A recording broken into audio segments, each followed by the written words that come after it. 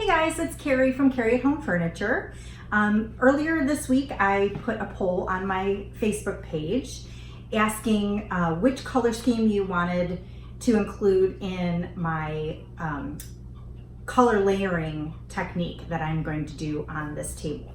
And by an overwhelming majority, like over 70% when you count the people that actually didn't click the picture, it was like 70% wanted to see the blue. So that's what we're gonna do today. I'm gonna go ahead and go through all of this and show you how to do the my blending technique, which is super fun, and I hope you try it sometime. So this is the table that I'm going to be painting. It is a great little table. I got it off of Facebook Marketplace, and the reason I'm doing this finish to it is because of all of the great detail. So this has, there's fluting on the base. There's, grooves here. There's even like grooves and indentations all along the top of the legs, as well as on the sides, that you kind of get lost with this dark stain. So this is really going to bring out those details. And here are all of the Shabby products that I'm going to use today. And don't freak out. It looks like a lot, and it is, because it's been 2 years since I did that finish that I featured on there. So I didn't have any of that paint left. And so I was trying to recreate it, and I kind of went through and did like a custom mix using, this is marine blue. So that's one. Beach House. This is Vogue, which is that teal that I love, that I paint stuff in all the time and get like huge compliments on it. And then also Americano. So it is mostly Beach House, and then the second most is Americano. But I'll go ahead and put the the ratios at the end of the video. So if you want to recreate this color, you can do so. So I have it. I actually measured everything. I didn't just mix this time. I actually had it measured. So I'm going to go ahead and pull these three away. Because then after that base coat is done, that's going to be the all over coat. I'm going to also use, as part of the layering technique, Americano, Cali taupe, which is this great taupe color, and then worn white. And then after everything is done and I have it the way I like it, I'm going to go ahead and use the Shabby Vax, the satin top coat, and that's going to finish it all. So we're ready for the first coat of the blue. And normally when I'm working on tables like this, I like to turn them upside down and do the bottom portion first, and then I turn it, I do 2 coats, and then I go ahead and I flip it back over and finish the top side. And then I can also see if I missed anything from working upside down. Normally I'm working on the floor of my garage, and I just use one of these dollies. I'll actually set it right on top, and it works like a lazy Susan. I can spin it and I don't have to go anywhere. I can just kind of stay in the same spot.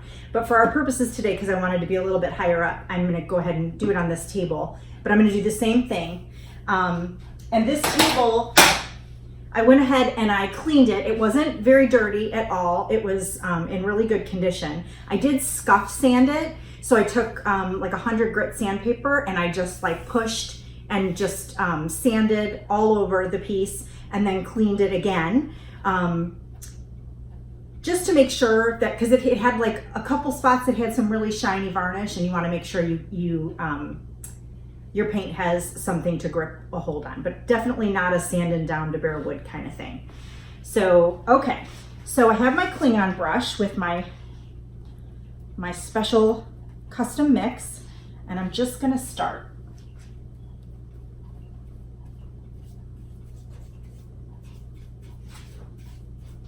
I probably need a stool. And I'm gonna, oh boy, I must have water in my brush. It's dripping. Oh yeah. Hold on one second. I'll show you what I do when that happens.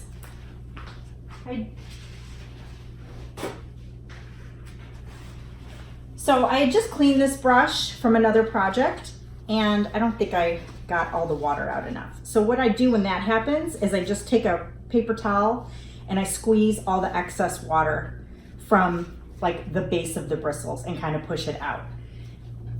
Okay, All right, and then that'll thicken it back up. It's not that the paint is thin, it's I left too much water in the brush. So there's another tip. You guys are getting a whole glimpse into my process here of things that can happen when you're working on it, okay? But you know what, when you're working on a bunch of projects and you're cleaning brushes and everything, it's bound to happen.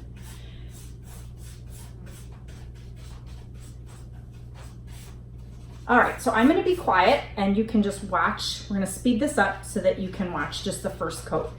I'm gonna just go through and do a first coat, and then I am gonna come back and do a full second coat because I do want full coverage.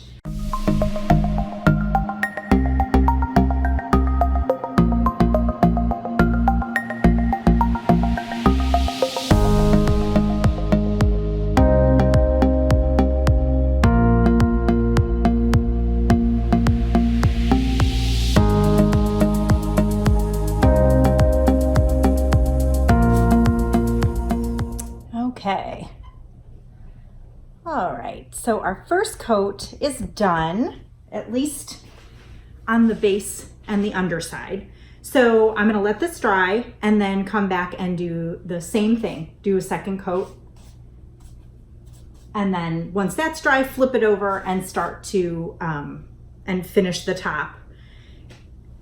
And then we'll move on to the fun part, the layering.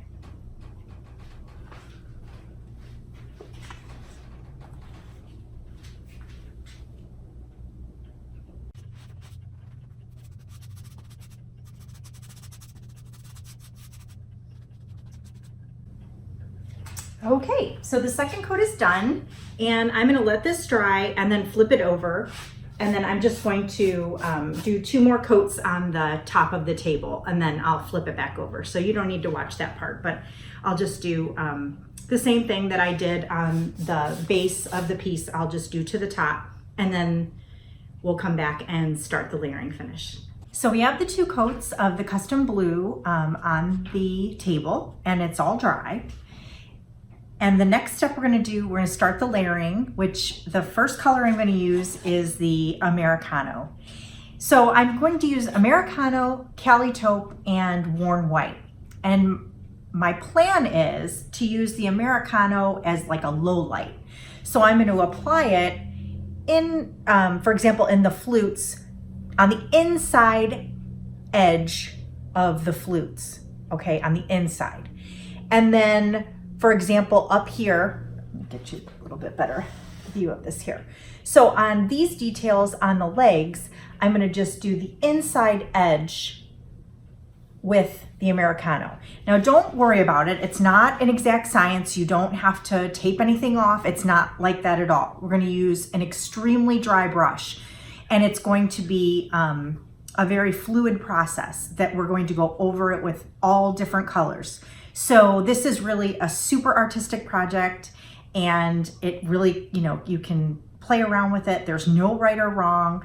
Just whenever, you think you have it the way you want it, you can finish, be done with the project. But I love it. I love this style of painting because it really lets you kind of show off your artistic side instead of, just a flat paint job. So the first thing I want to show you is how dry my brush actually is. Like I like to take just a tiny, tiny little bit of paint and then take a paper towel and actually kind of let it go. Like you don't want anything dripping off of this paintbrush because you want it to be a very small amount of paint and you want to use a very light touch, okay?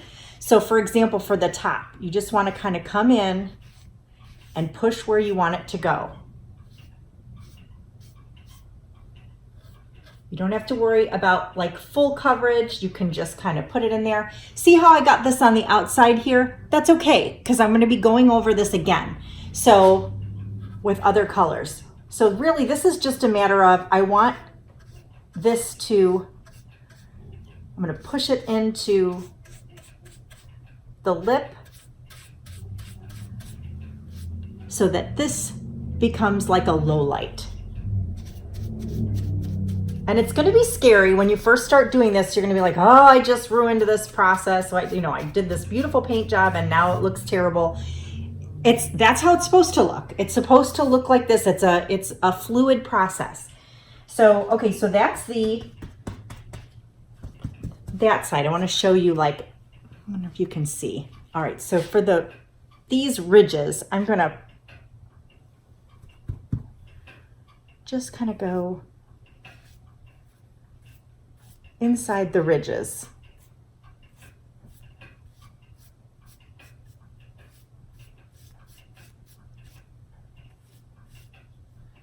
So yeah, the plan for me is that I'm going to use the Americano as a low light. And then the Cali taupe is going to go in some of these bigger areas. I'm going to go ahead and layer that inside there. And then the worn white will actually be used as a highlight. So the worn white will go all along on these angled edges. Very, very mild. And then the last step is to come back and actually put in some more of the blue paint and kind of clean up what you just did. Okay, so here we go.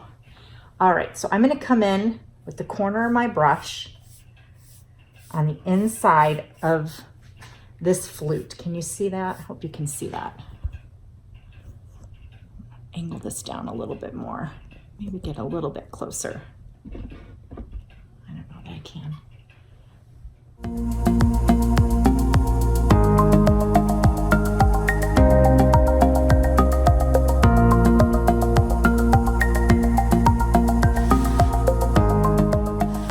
All right, see how that kind of looks like it's a little bit of a mess, but this is exactly what you want. You want it to not cover the whole thing, but you want it to be in the crevices.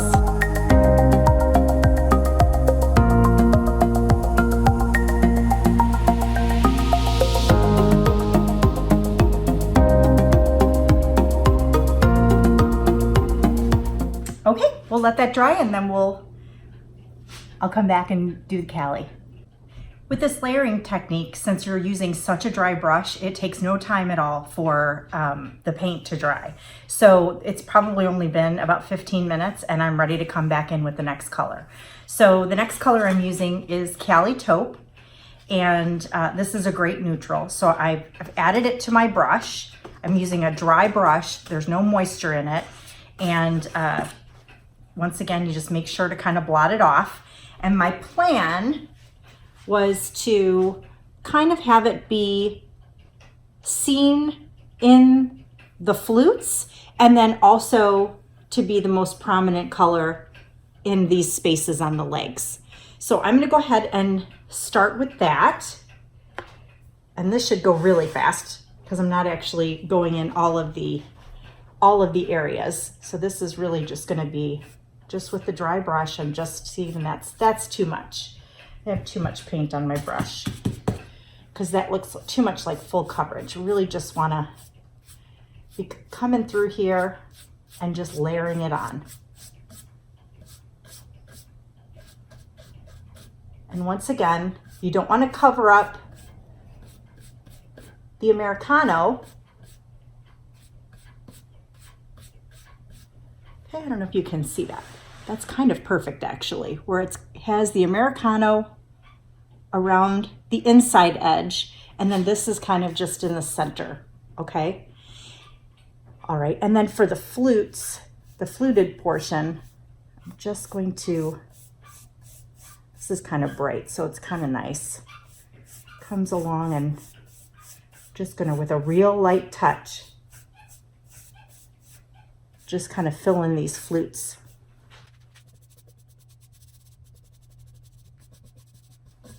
Now, I did say blending earlier instead of layering, and this really is a layering finish. It's not blending.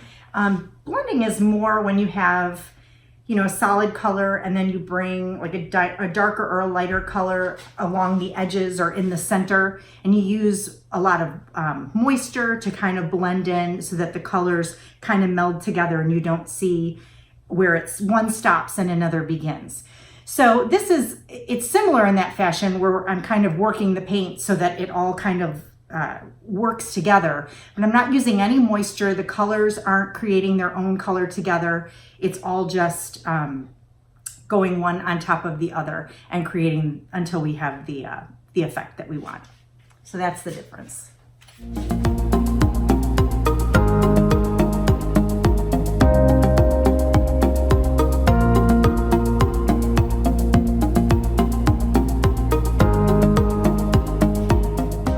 So the portions of the Cali taupe are done in the sections that I wanted them. And now I'm just going to kind of go over just some other areas and kind of add just sprinkles of the Cali taupe. Just some blending. Adding in some of it in different areas.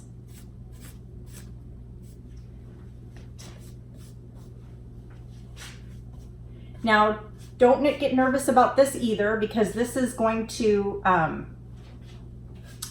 we're going to go over all of this with the blue at the end to kind of get it exactly how we want it. All right, so I'm just going to let that dry, and then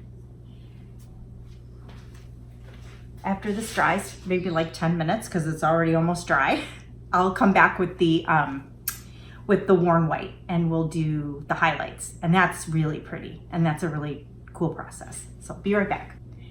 So this is my favorite part. This is the highlight portion, and for this I'm using Shabby Paints worn white paint. You can see it's like an antique white. It's not a bright white. They have Alamo and Snow White, which are definitely brighter than this, but this is a soft white. I love it. I use worn white almost exclusively. Okay, so now this, you really want to make sure that you have a super duper dry brush for this, because I'm going to show you. Now what you're going to do is you're going to kind of use your brush on an angle and kind of drag it away from what you're painting. So for example, I want to add a highlight to this fluted portion right here. And if I went at it like this, it would put paint on the inside, just as it did with the Americano and the Cali taupe. So I'm going to just kind of brush it across. And do you see what I just did? I'm gonna bring that closer, see if you can see that. Okay, see when I drag this across, how it just gets on the edges. And you're actually highlighting that portion. And it works both ways, whether you go this way or that way. Okay, and I'm going to do the same thing up here. I'm just going to kind of pull across the piece.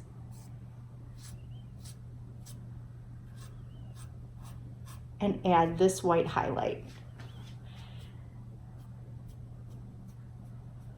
to the edge. I'm going to kind of push away when I get out of my reach here. Okay, and see how that just highlights the whole section.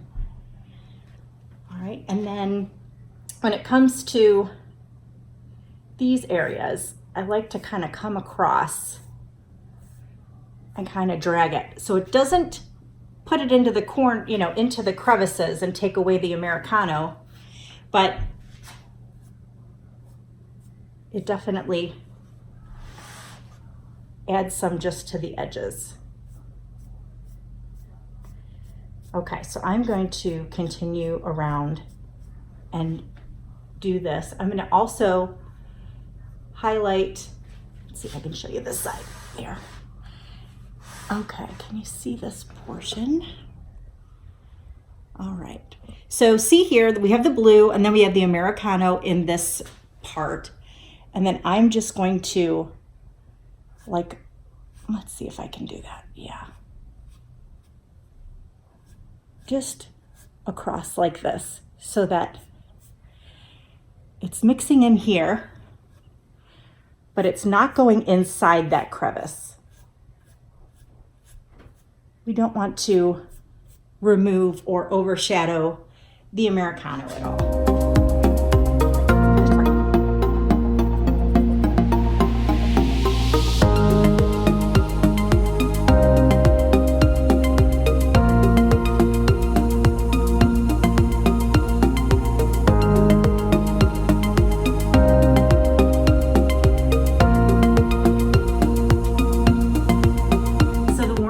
dry and we're ready to move on to the final blue step, which is our original base color again. And except this time we're going to use you're going to use a dry brush, just like you did with the other accent colors. You're not just painting as normal. So you want to make sure that you blot off as much paint as you can so that it's very, very dry.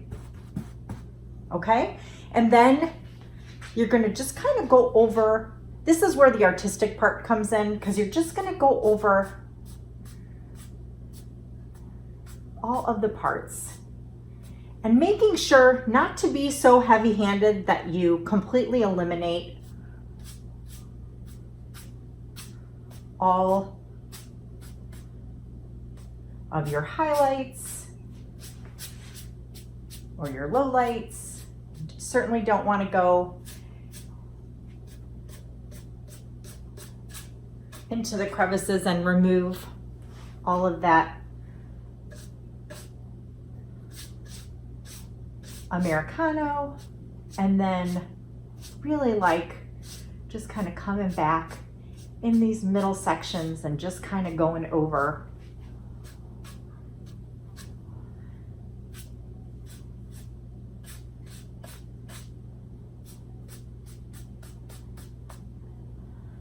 So see, you're still seeing some of this white. You're seeing the Americano still in the crevices. But we're just layering this blue paint back on top.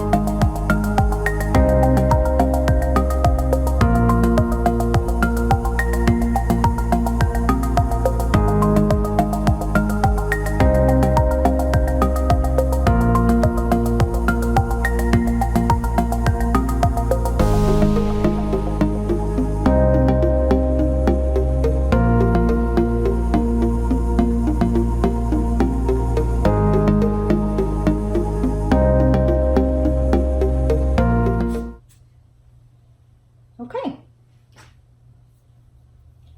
Next, we'll do the hazelnut revax over the top to richen it up after this dries. So the last thing I'm going to do is add the sealant, and since this is a little bright for my liking, I'm going to try to glaze it down and tone it down a little bit by mixing in some hazelnut revax into my satin top coat. And we've talked about this before, about how shabby stuff works together. So that's the beauty of it. If you want to add a little bit in, you can add it in, and it will work out just fine. You don't have to worry about anything being incompatible. Okay, so I'm not putting a ton. I'm just putting like that much because I don't want it overpowering the piece. I'm mixing it in, blending it together. Okay, and then I have my shabby sponge. And just as I did before, I'm just adding the top coat. And you see it almost gives it like a gray appearance instead of the brown. So I want to take a look here and just put it on and see how I like it.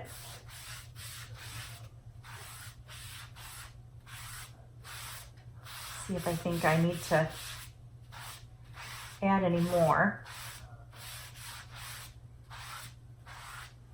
Yeah, I think I want it a little bit darker than that.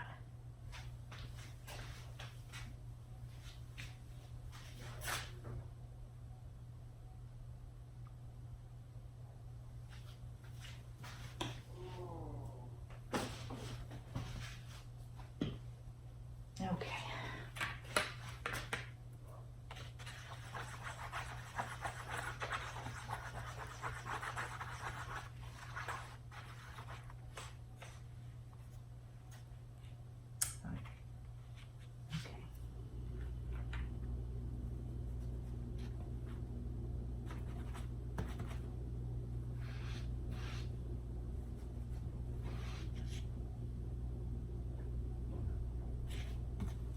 All right, let's see. Oh yeah, that's good. I'm just gonna mix this through. I'm gonna deepen this in. Make sure I'm getting in all the crevices. And with the shabby backs, you definitely want to, it's just you're massaging it into the finish. You're not trying to get like one solid coat. You're just kind of massaging it into the finish. So as you see here, what I'm doing, that's makes it kind of easier to work with when you think of it that way, instead of worrying about getting something to be super consistent. And that's why the sponge is great, because it kind of fits in all those grooves. You can use your finger and push it down from underneath.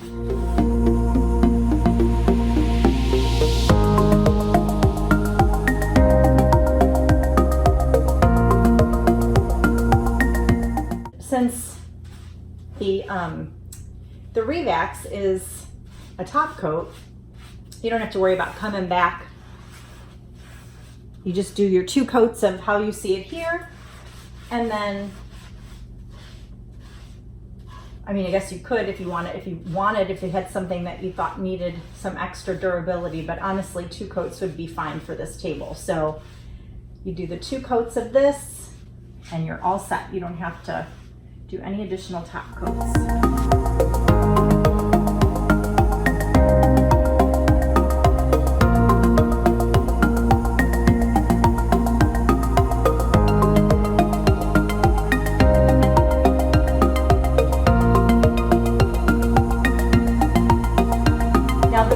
This, if you're using the hazelnut Revax, once it starts to dry, so these parts that I went over first, you don't want to go back over them too much, because what it'll do, it'll reactivate and it'll kind of start to pull off the part you started with. So once you get, kind of work through a section and be done with it and move on until it dries, and then you can kind of come back and do more or a clear top coat as your second coat once you're done. Oh, I love the way that turned out. This really turned out beautiful. That hazelnut Revax was exactly what it needed. It just needed just a little bit of warmth. Not too much. It didn't take away that beautiful blue, but it definitely added what we needed in here.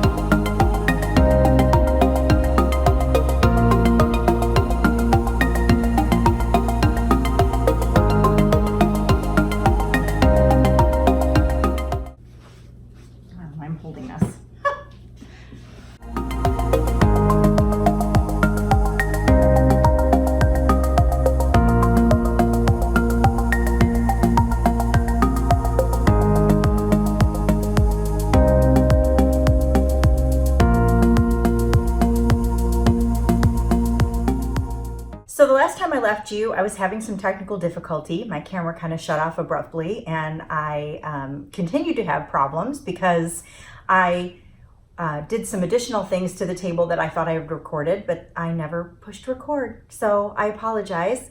So I wanted to give you just a quick overview of the things that I did that you didn't get to see, and then before actually showing you the finished product. So one thing that you might notice right away is that when I left it last time, this top portion of the table was still the blue color, and I was going to add hazelnut Revax to richen it up, and I did that. And then when I looked at it, I thought it just looked too busy. There's a lot going on this table, on in between the layers and the Revax and everything else. So I decided to paint it solid Americano, and this is actually pretty similar to the inspiration piece as well. So I love the way it turned out.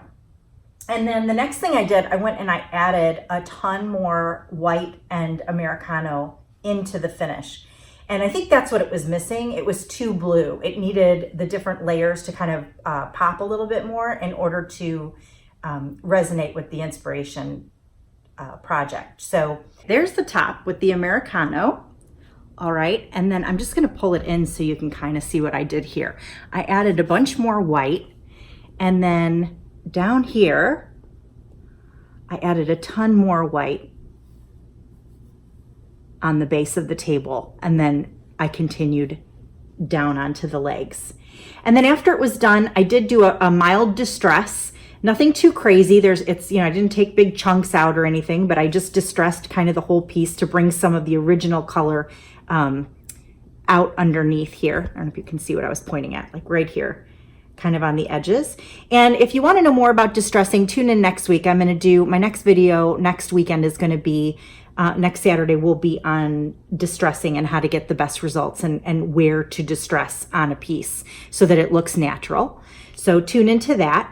But then after it was all done, I did go ahead and do another layer of the hazelnut revax to deepen the entire thing up, including the additional white portion. So I love the way it looks, and I hope you do too. I think it really came out pretty fabulous. Yeah, so let me know in the comments what you think about how the layered finish turned out, and if you think it would be worth me doing a version with the gray that was the runner-up in the poll that I had on my page. So thanks, everybody.